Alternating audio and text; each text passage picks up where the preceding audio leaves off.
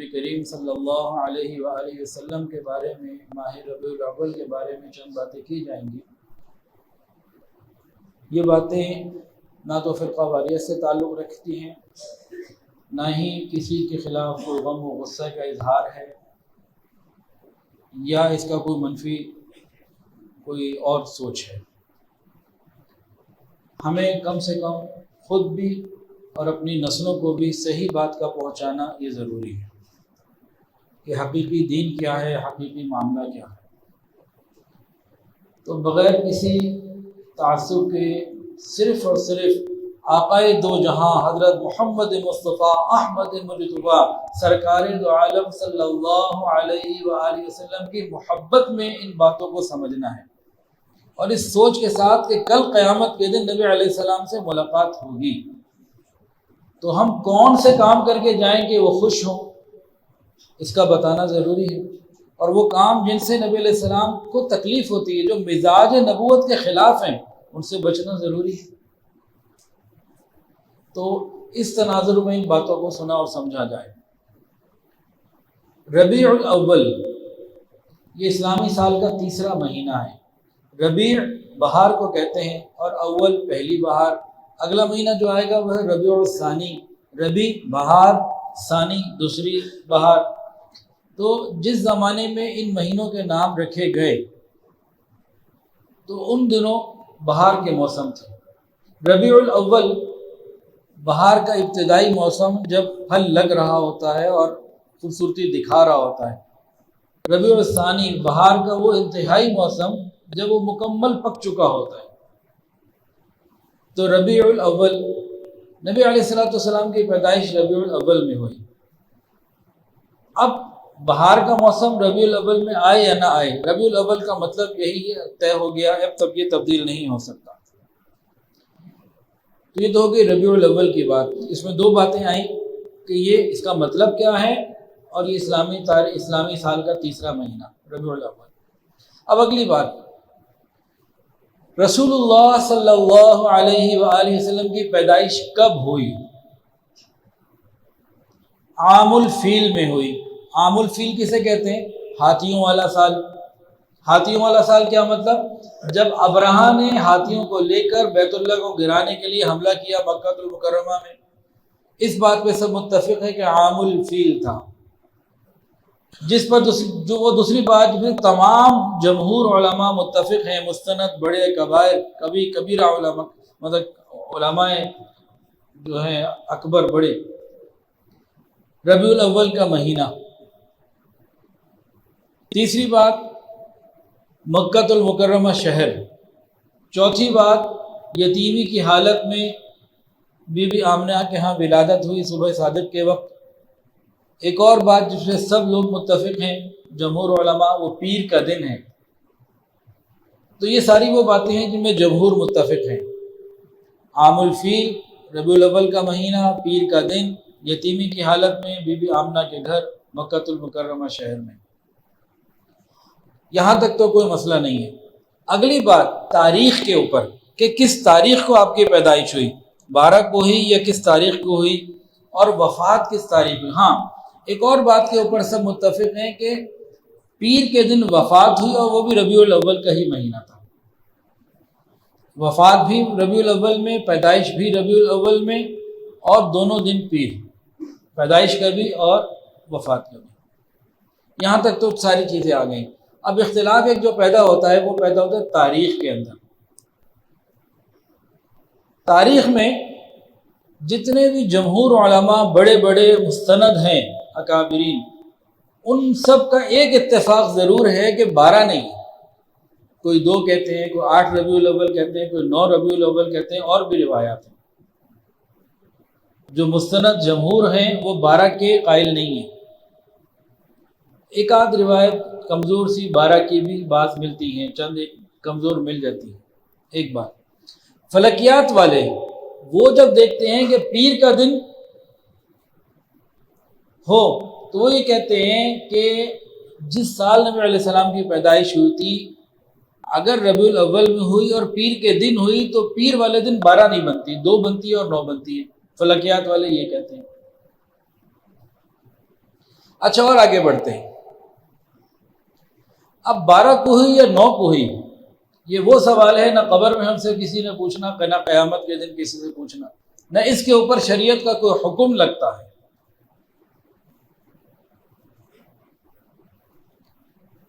تو 8 کی بھی روایات بہت مستند موجود ہیں، بلکہ امام احمد رضا خان بریلوی بھی 8 کے قائل ہیں، ان کی تحقیق بھی 8 ربیع الاول کی ہے. ہاں، عوام میں 12 مشہور ہو گئی ہے، یہ بات اتنی مشہور ہو چکی ہے کہ اب اس کا ٹھیک کرنا شاید امام مہدی کے آنے تک ممکن نہیں.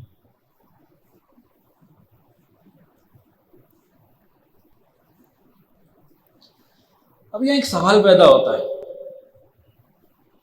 صحابہ کرام کا حافظہ بڑا زبردست تھا اور نبی علیہ الصلوۃ والسلام سے محبت بھی بڑی شدید تھی.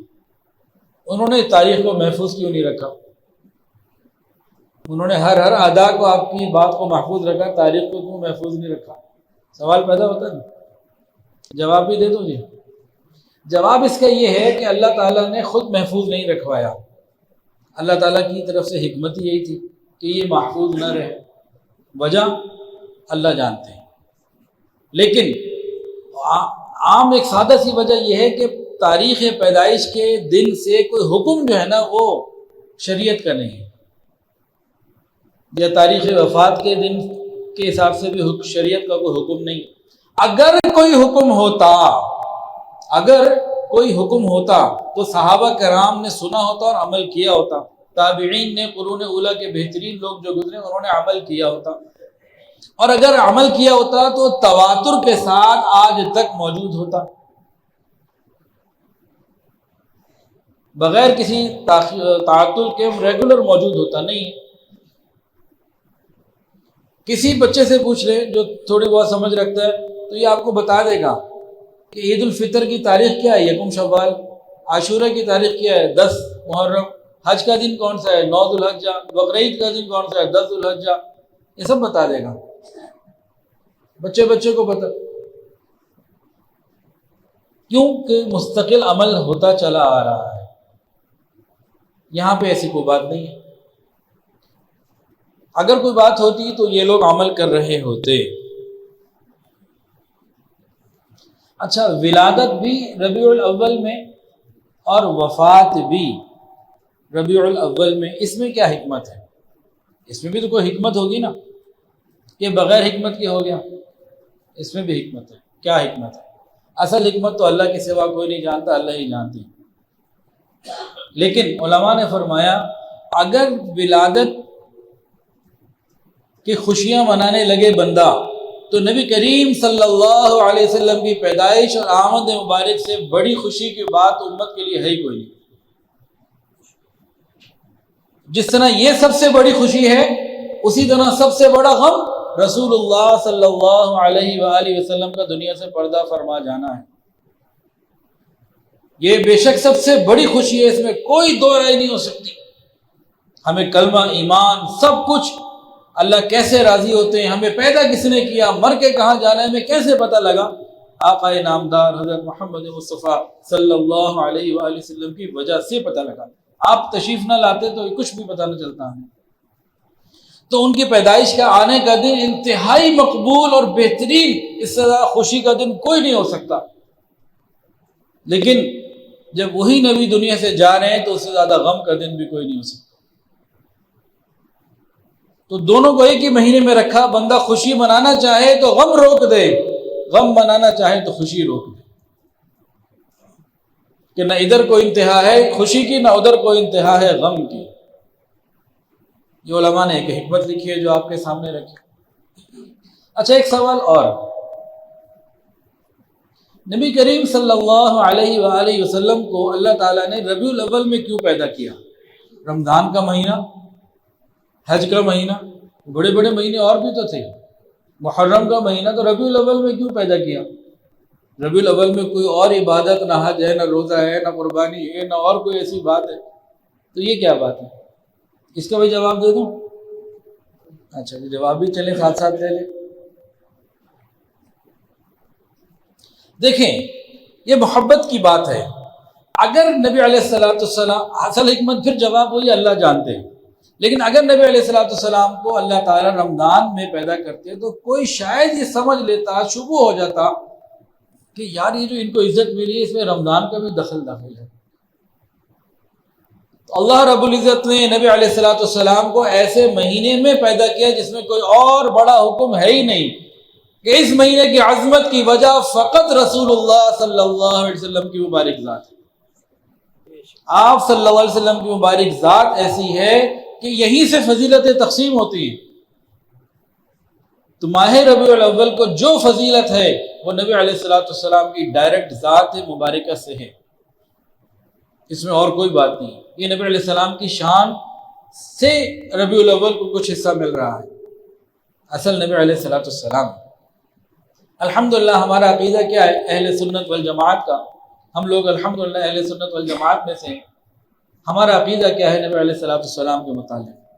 چاروں ائمہ حضرات کا، امام اعظم امام حنیفہ رحمۃ اللہ علیہ، امام شافعی، امام مالک، امام احمد بن حنبل رحمہم اللہ، سب کا کیا کہ حضور پاک صلی اللہ علیہ وآلہ وسلم کا جسم مبارک ساری کائنات سے افضل ہے، جنت سے افضل ہے، زمین سے افضل ہے۔ اس سے بڑھ کر آگے انہوں نے لکھا، فرماتے ہیں کہ قبر اطہر کے اندر رسول اللہ صلی اللہ علیہ وآلہ وسلم حیات ہیں، قریب جو جا کے سلام پیش کرتا ہے سنتے ہیں، جواب عطا فرماتے ہیں، دور سے کوئی پیش کرتا ہے فرشتوں کی اللہ نے ڈیوٹی لگائی ہوئی ہے، وہ سلام پہنچاتے ہیں۔ اور قبر اطہر کے اندر جو مٹی جسم مبارک کو لگ رہی ہے، قبر اطہر کے اندر، روضہ رسول کے اندر، قبر مبارک کے اندر قبر کی وہ مٹی جو نبی علیہ السلام کے مبارک جسم کو ٹچ ہو رہی ہے، اس مٹی کے بارے میں بتایا کہ یہ مٹی بیت اللہ شریف سے افضل ہے، یہ عرش الہی سے افضل ہے، یہ کرسی سے افضل ہے۔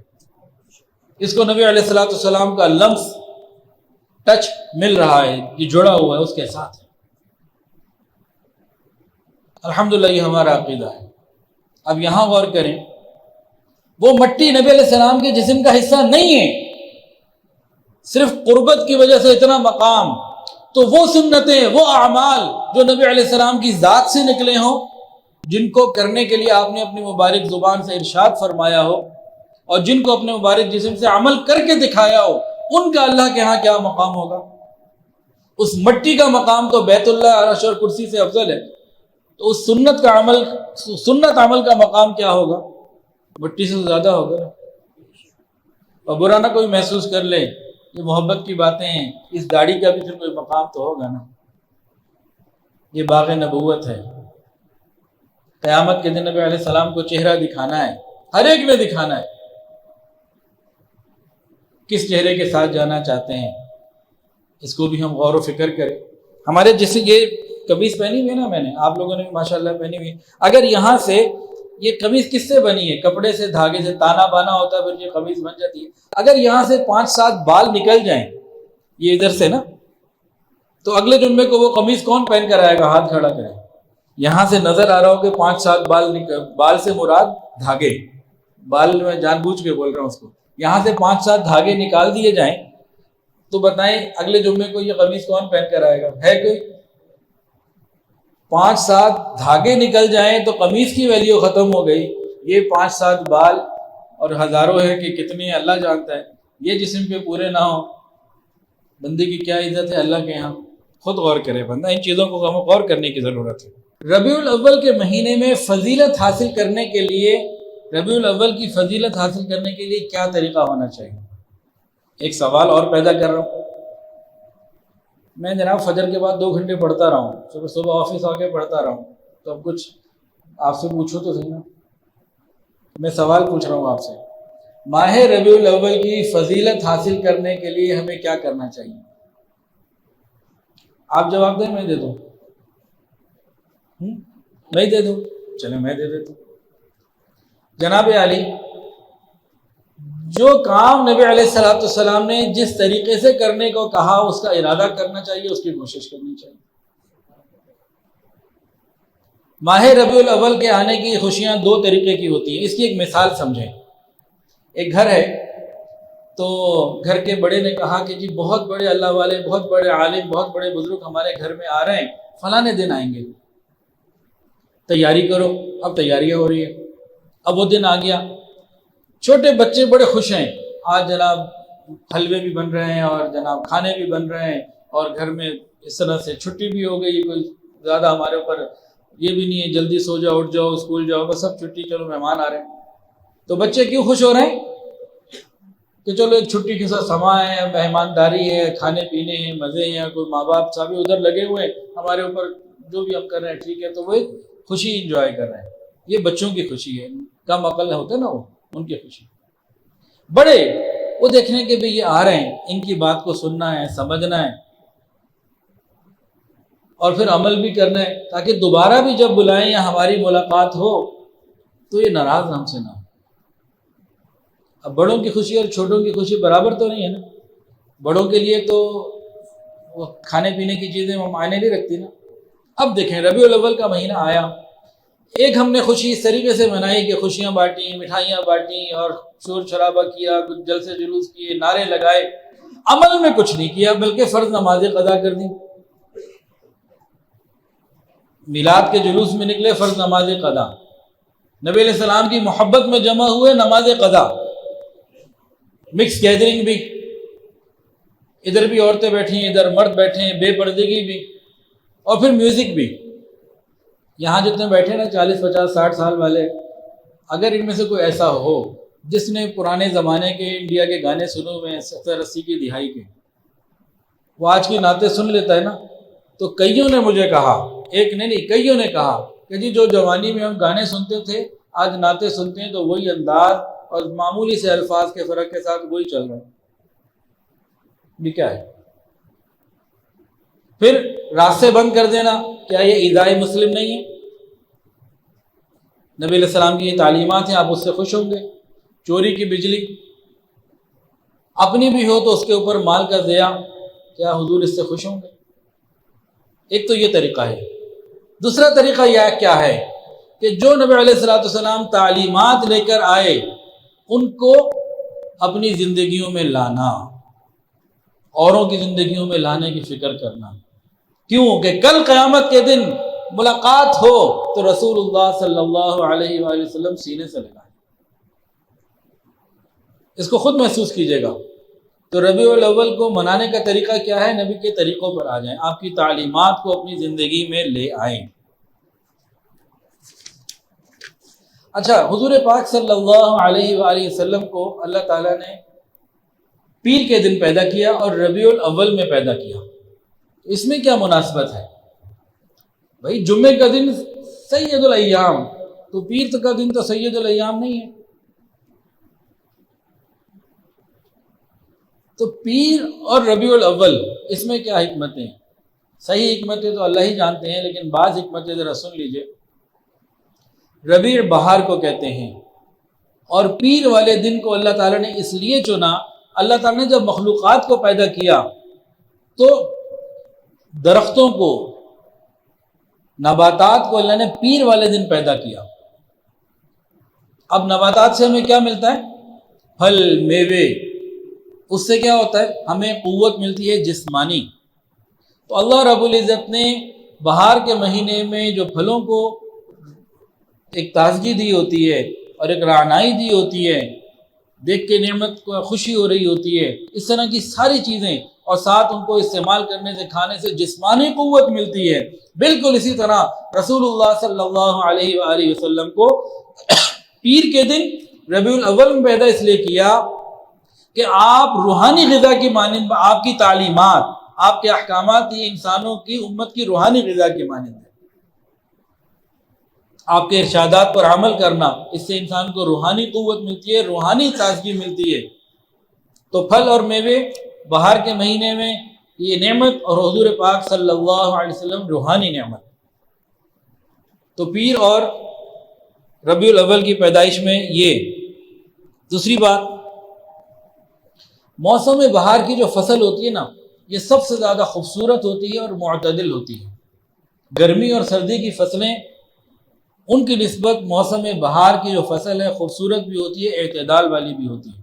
پھر موسم بہار کے جو دن اور رات ہوتے ہیں نا, یہ بھی اعتدال والے ہوتے ہیں. سردیوں میں راتیں لمبی اور گرمیوں میں دن لمبے. تو موسم بہار میں یہ بھی اعتدال پر ہوتا ہے۔ تو نبی علیہ السلام کو بہار کے موسم میں ربیع الاول میں اور پیر کے دن پیدا کرنے میں یہ حکمت ہو گئی کہ نبی علیہ السلام کی تعلیمات معتدل بھی ہیں اور خوبصورت بھی ہیں۔ خود نبی علیہ السلام کی اپنی مبارک ذات معتدل بھی ہے اور خوبصورت بھی ہے، اور آپ کا دین معتدل بھی ہے اور خوبصورت بھی ہے۔ لوگ کہتے ہیں جی ہم لوگ ولادت کی خوشیاں نہیں مناتے۔ جناب علی، میں یہ کہتا ہوں کہ حضور پاک صلی اللہ علیہ وآلہ وسلم کی ولادت ایک مرتبہ نہیں 2 مرتبہ ہم 2 خوشیاں مناتے ہیں۔ نبی علیہ السلام ایک مرتبہ پیدا نہیں ہوئے، 2 مرتبہ کی خوشیاں ہم مناتے ہیں۔ کیا مطلب؟ نبی علیہ السلام ماہ ربیع الاول میں پیر والے دن دنیا میں تشریف لائے، انتہائی مبارک اور خوشی کا موقع، یہ آپ کی جسمانی ولادت ہے۔ 40 سال کی عمر میں غار حرا میں جب آپ کو نبوت ملی، وحی کا نزول ہوا، یہ آپ کی روحانی ولادت ہے۔ جسمانی ولادت سے محمد بن عبداللہ دنیا میں تشریف لائے، اور روحانی ولادت سے محمد الرسول اللہ دنیا میں تشریف لائے۔ جسمانی ولادت سے آپ کی صورت مبارکہ دنیا کے سامنے آئی، آنکھیں اتنی خوبصورت، ماتھا اتنا خوبصورت، قد اتنا خوبصورت، رنگ اتنا خوبصورت، پنڈلیاں مبارک اتنی شاندار اور انگلیاں اتنی پیاری۔ تو جسمانی ولادت سے آپ کی صورت مبارکہ یہ دنیا کے سامنے آئی، اور روحانی ولادت سے جسمانی ولادت کے 40 سال بعد آپ کی سیرت مبارکہ دنیا کے سامنے آئی۔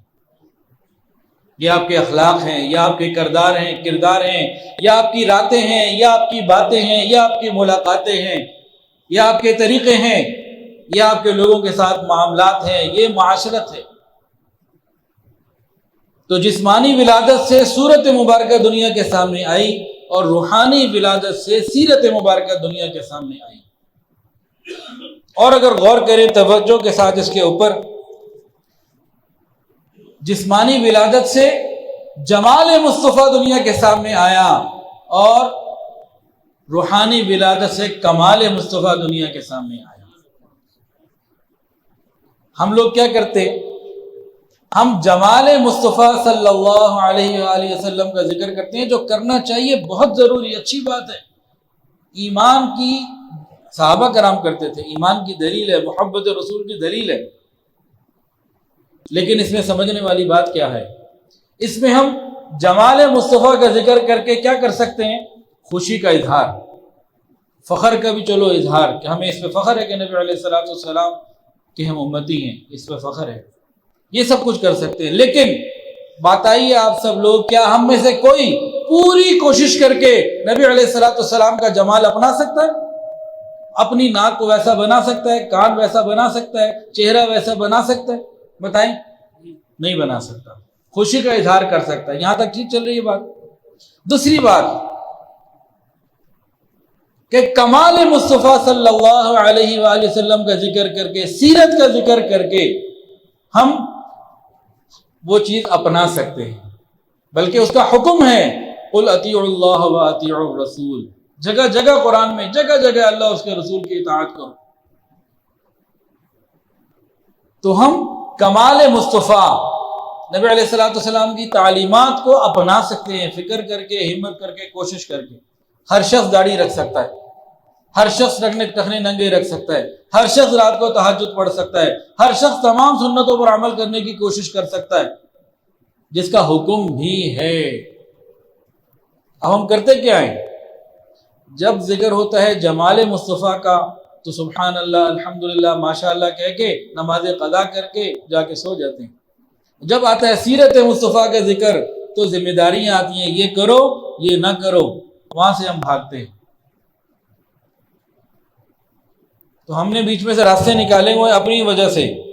تو نبی علیہ السلام کی پیدائش، جسمانی پیدائش، یہ ابتدا ہے روحانی پیدائش کی طرف جانے کے لیے، اور اصل مقصد جو ہے وہ روحانی پیدائش ہے، جسمانی پیدائش اس کا ذریعہ ہے۔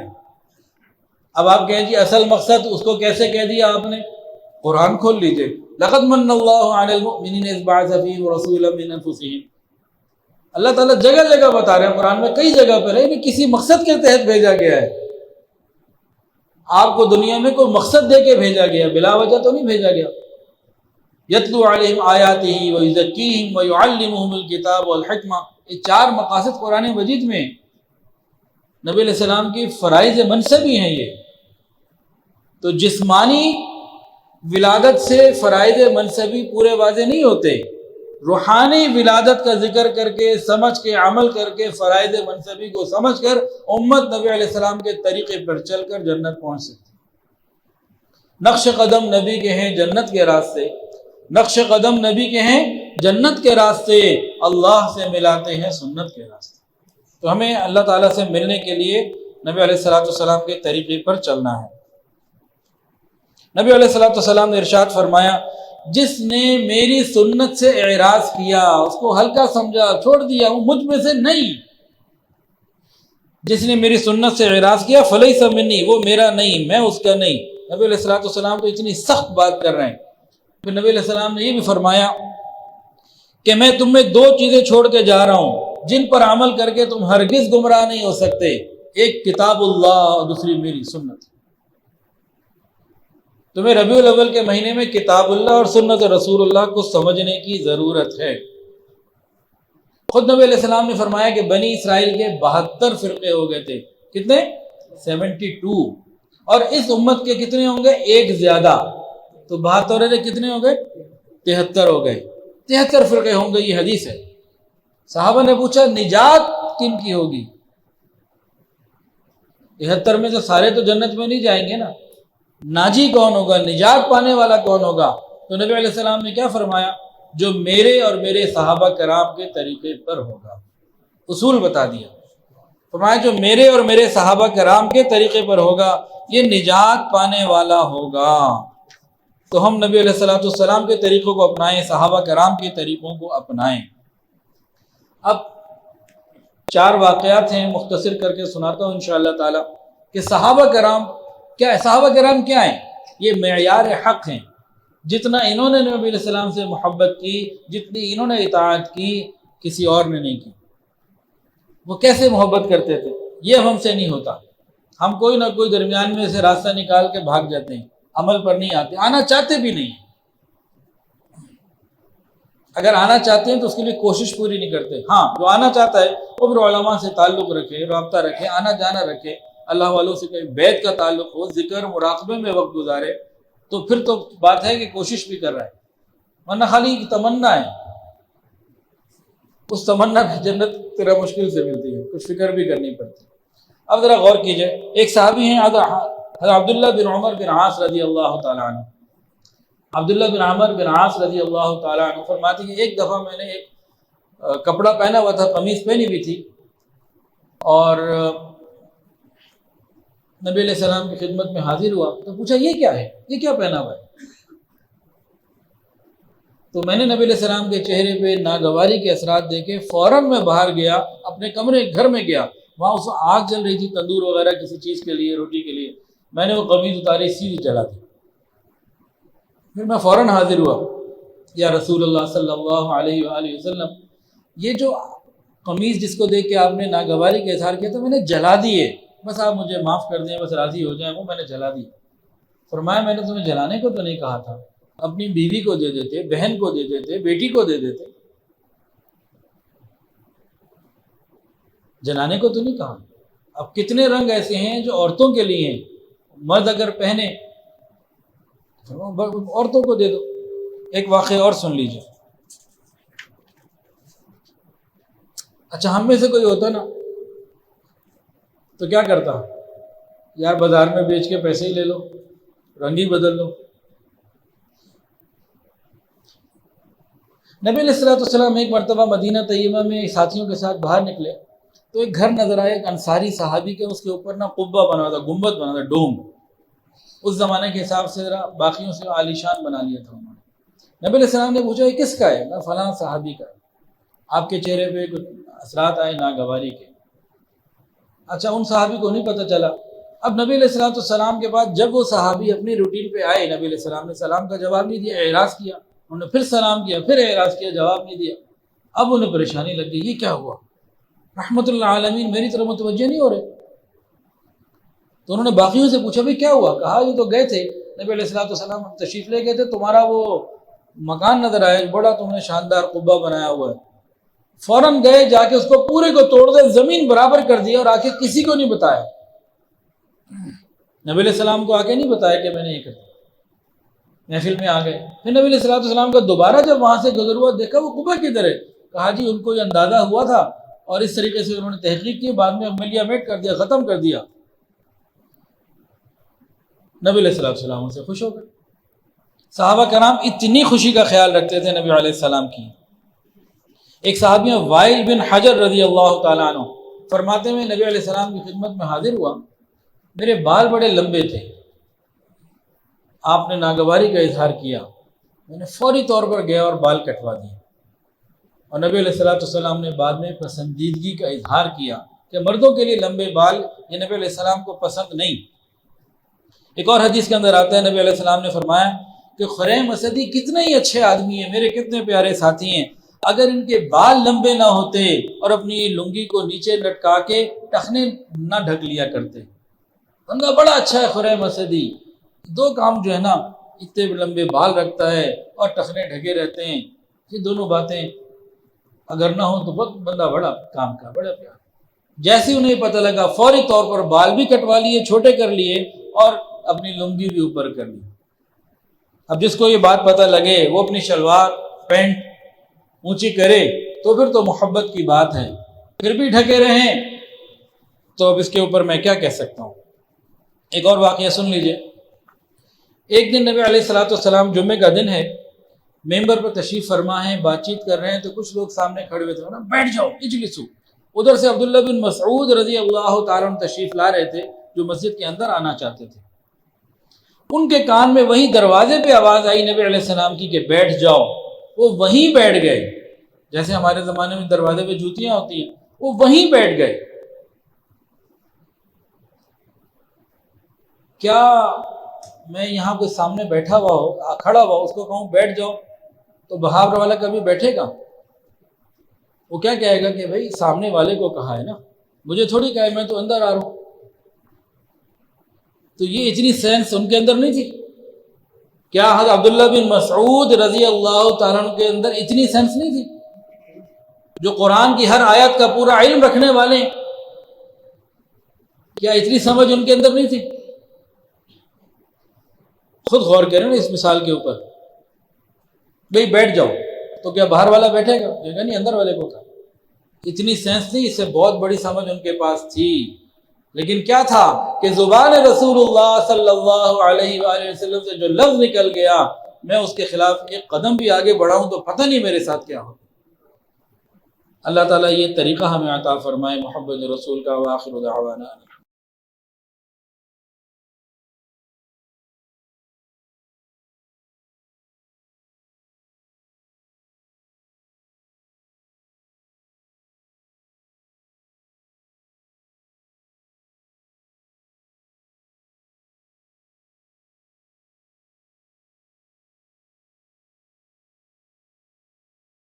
درس قرآن www.درسقرآن.com